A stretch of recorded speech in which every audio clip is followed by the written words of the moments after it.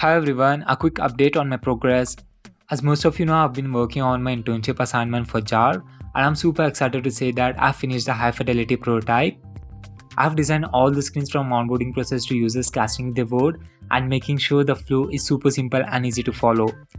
And you know what guys, it wasn't that easy for me, but I managed to get all screens done using auto layout. And yeah, it's responsive to, as you can see here. I'll be adding the prototype link in my bio, so please do have a look at it and let me know your thoughts or any suggestions in the comments.